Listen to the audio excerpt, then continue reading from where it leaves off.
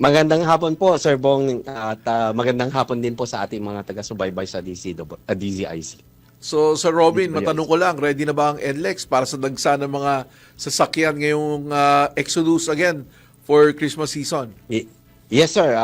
Umpisa po bukas, wala na po tayong road closures. Lahat po ng mga pagkukumpuni ay pansamantalang ititigil na po lahat ito at bubuksan po lahat yung ating mga lanes, toll lanes at saka yung ating mga driving lanes.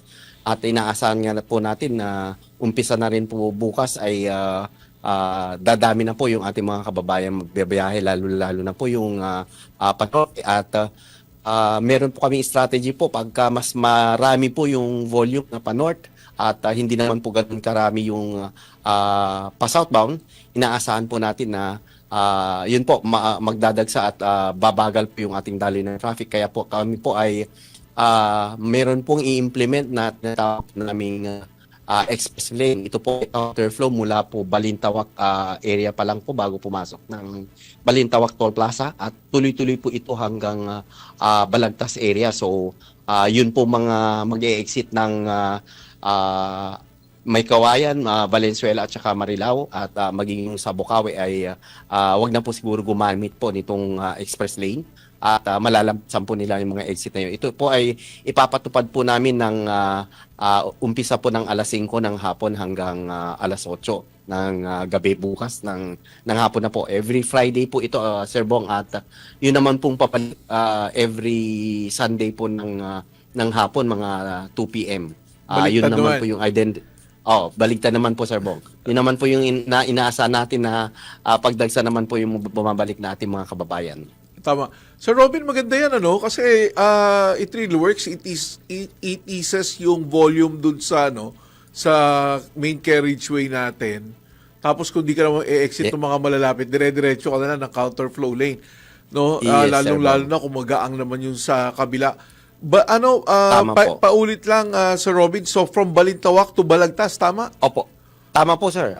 Bago pa po dumating pagpasok po ng Balintawak Toll Plaza, mag-alat po kami ng pass-through lane dyan. Oo. And then right after ng Balintawak Toll Plaza, meron kaming binutas na dyan po dito at doon na papasok yung counterflow.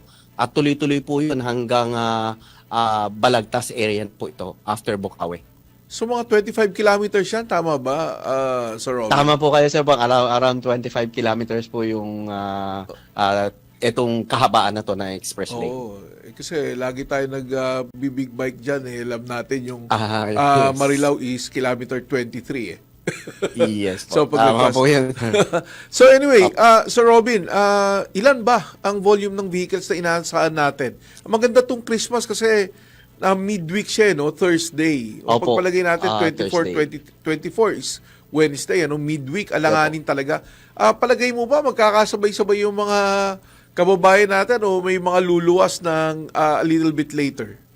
Yun po yung medyo maganda dahil kalagitnaan po ng sir, ito yung Pasko at maging yung New Year. So Oo. medyo mas marami yung araw na pagpipilian po ng ating mga kababayan para bumiyahe, lalong-lalo na kung may ma-monitor silang sobrang sikip ng daloy ng traffic at kaya naman po nilang i-adjust yung kanilang pagbiyahe, ay mas mainam pong gawin nila yon. At ang inaasahan natin, Sir Bong, ito pong umpisa bukas, December 19 hanggang January 5, 2026. Yung ating daily average ng volume ay tataas po ng 5% or baka medyo mas mataas ng 5%. Uh-huh. Pero around 5% yung inaasahan natin, which translate to, for NLEX kasi 350,000 vehicles per day. So Per day? mga more than 17,000 daily average po yung madadagdag. At dito naman sa SCTEX, meron po tayong 80,000. So mga 4,000 naman po yung daily average na madadagdag na inaasahan natin. Oo. Dito naman po sa NLEX Connector, meron po tayong normal daily average na 20,000. So inaasahan naman po natin na mga 1,000 po siguro yung madadagdag dito sa daily po Pero of course yun po mga peak hours. Talagang yun po yung minsan talagang mataas po yung kumpara sa normal daily hourly volume natin. So doon po yung sinasabi ko na ang strategy na lang po natin ay mag-implement po tayo ng counterflow. So aside yung nabanggit ko pong counterflow na express lane, Paglampas naman po ng Balagtas area, pa north or even yung south, as needed po mag-implement po tayo ng counterflow. Sir Robin, ito bang counterflow lane na to, pang 4 wheels lang o pwede rin ng 2 wheels dito? Kadalas po ang 4 wheels, pero yung 2 wheels, I think, nako-consider naman po, Sir Bong, na class 1 ito. So, Pwede alam po rin. sila. Ang mahirap lang pong gumamit nito is yung malalaking mga sasakyan like buses at saka truck. So, most probably, hindi po Mga sila class makagamit 2, dito. yung mga class 2, ano? Opo. Okay. Yes, sir. And then, Sir Robin, yung nabanggit mo kanina, yung surge ng volume of vehicles. Maganda ngayon sa NLEX, ang dami mo ng entry points eh. Meron ka sa Mindanao Yes, sir. Avenue, meron ka nung yung Sa may connector sa Espanya po. Harbor Link, no? Marami ka ng Opo. hindi ka na balintawak na lang, unlike before na balintawak lang talaga yung Yes, sir. yung Tama po, entry. Sir Bong. Kaya Though pinakamalaki pa rin po itong Balintawak, Oo. pero tama kayo, at least yung mga taga Manila, meron na po yung Harbor Link. yes. Yung dito naman bandang Quezon City at saka siguro mga Marikina area, pwede po dito sa Mindanao. Pero yun minsan, Sir Bong, naman, yung mabilis nga po yung pagpasok, lalo na karamihan naka-RFID na po. Yes. Pag nagsama-sama yung tatlong traffic flow na yan dito sa may Harbor Link Interchange at pa-north na towards Valenzuela, doon po nag-slow moving po yung traffic natin. Yun.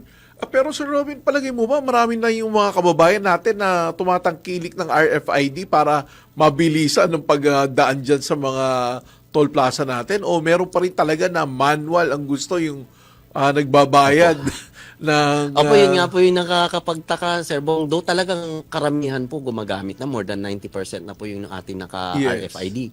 Lalo na meron na po tayong in-introduce na 1 RFID for all expressways. maganda yun. So, mas madali na Yes. pong i-monitor, ang load.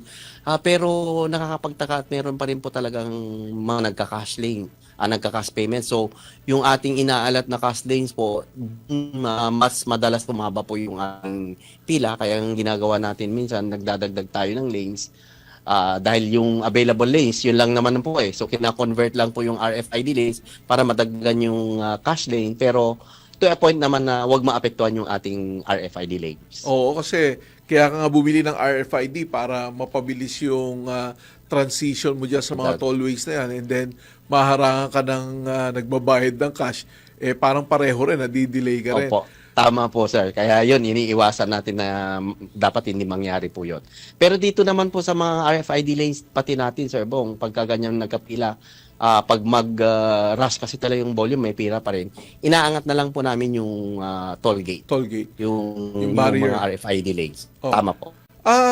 Sir Robin, emergency response, how are you preparing for it? Yes, sir. Umpisa po bukas at hanggang January 5 po ulit, nagdagdag na po kami ng deployment. Around 1,500 dito po sa NLEX, NLEX Connector at LCTEX. 1,500 personnel po yung aming i-deploy daily. Kasama na po dyan yung patrol, yung teller, mga incident responders natin, mga tow trucks, yung ating ambulansya.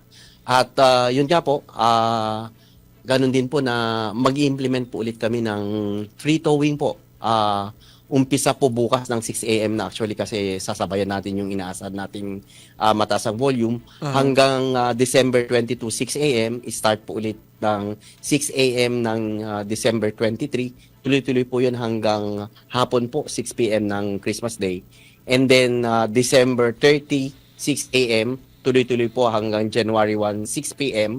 And yung last po na free towing po natin is January 3, 6 a.m. hanggang January 5, 6 a.m. po. Para lang po mas mabilis yung pag-clear natin ng mga insidente at di na makabala sa daloy ng traffic. Ayun, DWIC, libre, free towing. Pero sana kahit free yan, hindi natin magamit. Tama, Sir Bong. Sana hindi i-check po natin dahilan yung mga yun para sasakyan. hindi na sila mag-check ng mga sasakyan nila. Dapat nasa tamang kondisyon pa rin po.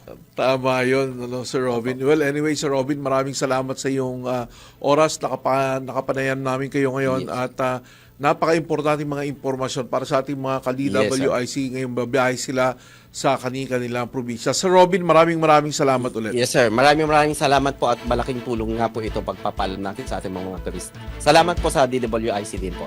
Thank you, Sir Robin. So magbabalik po ang biyaheng IZ, ang oras alas